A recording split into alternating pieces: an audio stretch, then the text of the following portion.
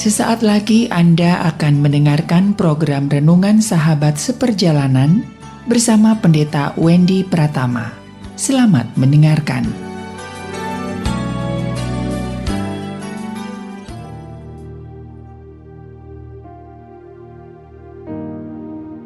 Selamat berjumpa kembali dalam layanan audio Sahabat Seperjalanan. Hari ini adalah hari Selasa 21 Februari 2023. Tema renungan saat teduh kita dengan judul Iman Tanpa Ragu.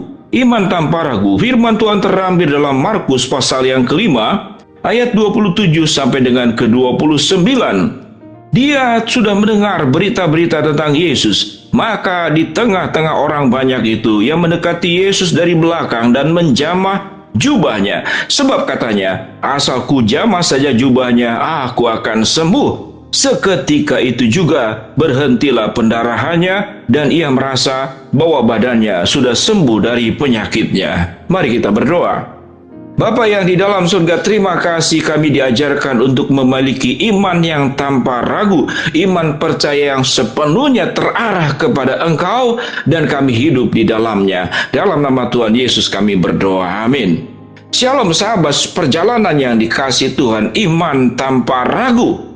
Iman dengan kepercayaan penuh itu dilakukan dan dimiliki oleh seorang wanita yang sudah mengalami sakit pendarahan sekian lama. Di dalam ayat 27 dikatakan dia sudah mendengar berita-berita tentang Yesus. Maka di tengah-tengah orang banyak itu yang mendekati Yesus dari belakang dan menjamah jubahnya. Sebab katanya, asal ku jamah saja jubahnya, aku akan sembuh. Sebuah keyakinan, asalku jamah saja jubahnya, aku akan sembuh. Tidak perlu meminta persetujuan dulu karena dia punya keyakinan. Apa keyakinan yang dimiliki oleh wanita sakit pendarahan ini? Yang pertama, dia yakin bahwa orang yang akan dijamahnya itu adalah Tuhan Sang Juru Selamat yang punya kuasa.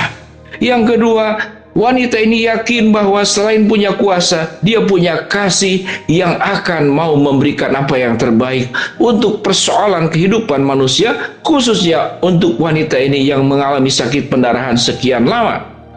Dari dua keyakinan itu, yang pertama, yakin bahwa Yesus adalah Allah yang penuh dengan kuasa. Yang kedua, yakin bahwa Allah Yesus adalah Allah yang penuh dengan kasih, yang akan mau memperhatikan seluruh persoalan hidup yang sedang dialaminya, khususnya sakit yang sedang dialaminya, yaitu pendarahan.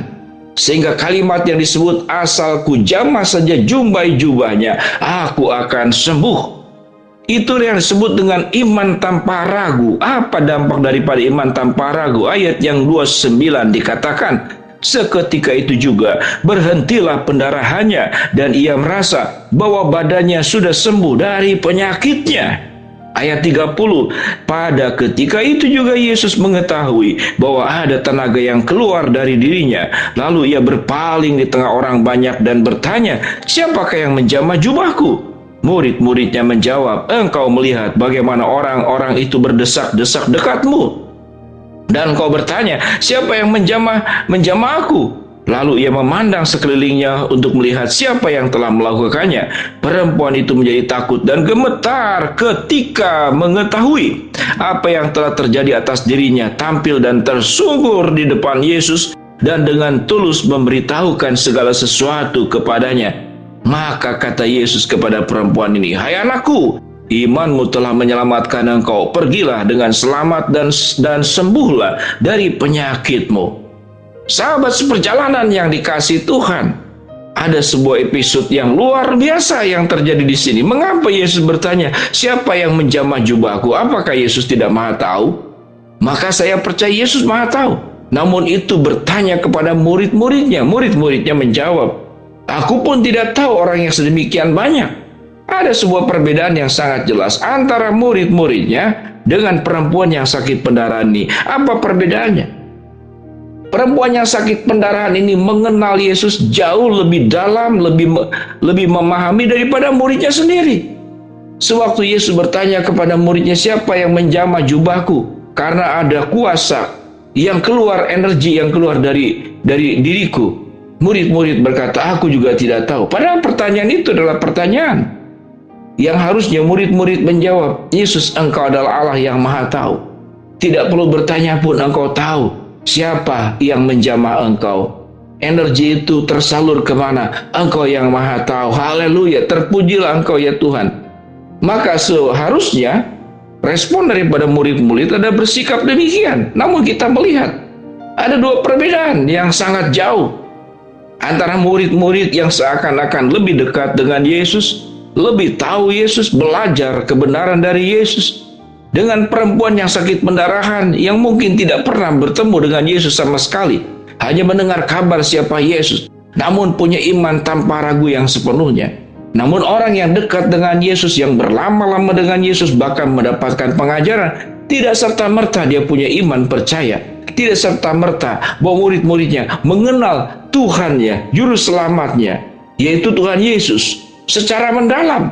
Tidak mengenalnya. Dengan demikian, sahabat seperjalanan, bagaimana kita punya iman yang tanpa ragu? Rupanya bukan yang menentukan, bukan seberapa lama kita bersama dengan Yesus, seberapa banyak firman yang kita dengar, seberapa banyak ibadah yang kita kunjungi, seberapa banyak pembinaan-pembinaan rohani yang pernah kita dapatkan, mungkin dengan berbagai macam sertifikat yang diraih.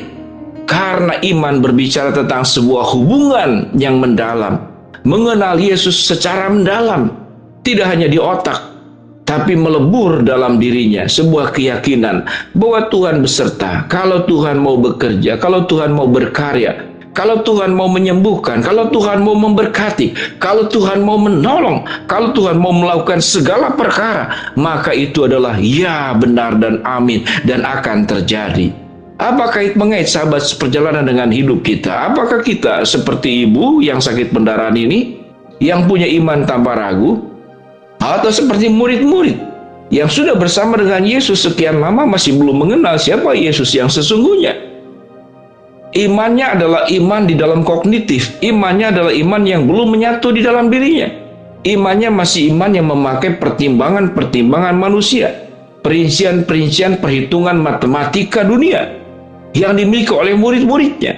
Tetapi wanita yang sakit pendarahan ini tidak seperti demikian. Dia punya iman yang sepenuh-penuhnya kepada Yesus, punya pemahaman mendalam bahwa Yesus Maha Tahu, bahwa Yesus adalah Maha Kuasa, dan Yesus Maha Kasih, Yesus Maha Peduli. Pemahaman daripada sifat-sifat inilah yang kemudian menjadi terungkap di dalam sebuah keyakinan. Kalau aku jamah saja jumbai jubahnya, maka aku akan sembuh. Dan itu yang terjadi. Ayat 29, seketika itu juga berhentilah pendarahannya dan ia merasa bahwa badannya sudah sembuh dari penyakitnya. Sahabat seperjalanan, apa persoalan yang sedang kita hadapi? Apakah kita menghadapi sakit penyakit? Apakah kita sedang menghadapi kondisi ekonomi? Kita sedang menghadapi kesulitan masalah rumah tangga? Kita sedang menghadapi kecemasan? Atau kita sedang menghadapi berbagai macam luka batin? Kita menghadapi ketakutan, kekhawatiran. Semuanya adalah sebetulnya penyakit-penyakit kehidupan yang tidak selalu berkait dengan penyakit fisik. Tapi Allah akan berkata sebagaimana yang firman Tuhan katakan, engkau akan sembuh tatkala engkau punya iman yang tanpa ragu, dan itu dimiliki oleh wanita yang sakit pendarahan ini. Mari kita belajar beriman tanpa ragu, mempercayai seluruh persoalan hidup kita ke dalam tangan Tuhan. Mari kita berdoa.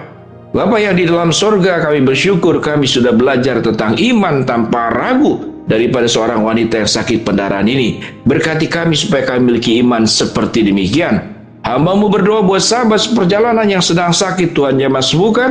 Sahabat seperjalanan yang sedang menghadapi masalah, Tuhan bukakan jalan. Sahabat seperjalanan yang sedang memohon berharap sesuatu kepada Tuhan, Tuhan kabulkan sesuai dengan waktu, rencana, dan kehendak-Mu. Di dalam nama Tuhan Yesus kami berdoa. Amin. Shalom sahabat seperjalanan, milikilah iman yang tanpa ragu.